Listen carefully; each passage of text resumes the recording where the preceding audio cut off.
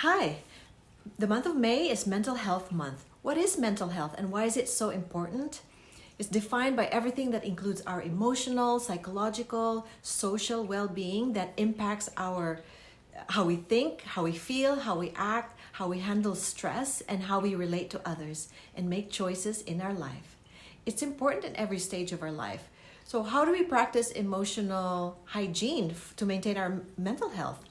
We practice physical hygiene, we shower, we do skincare rituals, dental hygiene, but what do we know about emotional hygiene? Nothing. What do we teach our children about emotional hygiene? Nothing. So how is it that we take care of our teeth and our skin than we do our minds? Why is it our physical health is so much more important to us than our psychological health?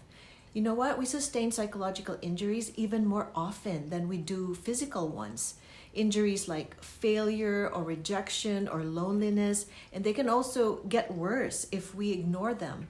And they can impact our lives in dramatic ways. And yet, even though there are scientifically proven techniques that we could use to treat these kinds of psychological injuries, we don't. It doesn't even occur to us that we should. So it's time to close the gap between our physical and psychological health. It's time to make them more equal. Failures and rejection hurt more and it takes longer to recover from them. So here are some tips on how to take care of your mental health. First, revive your self-esteem. Don't join the fight club and beat it into the pulp. You know, when you're in emotional pain, treat yourself with the same compassion as you would expect from a truly good friend. Protect your self-esteem. We have to catch our unhealthy psychological habits and change them. One of the unhealthiest habits that's most common is rumination. To ruminate means to chew over. You can't just stop replaying the scene in your head for days, sometimes for weeks on end. And it can easily become a habit, and it's a very costly one because spending so much time focused on upsetting and negative thoughts, you're actually putting yourself at significant risk for developing clinical depression, alcoholism, eating disorders, and even cardiovascular disease.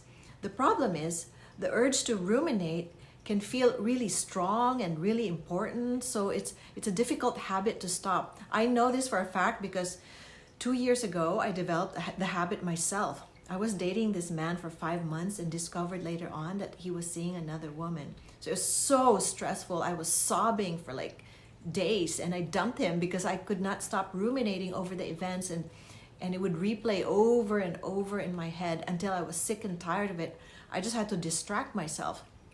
Studies tell us that even a 2-minute distraction is sufficient to break the urge to ruminate in that moment. And so each time I had a worrying and upsetting negative thought, I forced myself to concentrate on something else until the urge passed. And within 1 week, my whole outlook changed. And I became more positive and more hopeful. You know, battle negative thinking. So by taking action when you're lonely, by changing your responses to failure, by protecting your self-esteem, by battling negative thinking, you won't just heal your psychological wounds, you will build emotional resilience, confidence, and ageless beauty. You will thrive. 100 years ago, people began practicing personal hygiene and life expectancy rate rose by 50% in just a matter of decades. I believe that our quality of life could rise just as dramatically if we all began practicing emotional hygiene. Can you imagine what the world would be like if everyone was psychologically healthier, if there were less depression, if people knew how to overcome failure, if they felt better about themselves and more empowered, if they were happier and more fulfilled? I can, because that's the world I want to live in, and that's the world you want to live in as well. So if you just became informed and changed a few simple habits, well, that's the world we can all live in.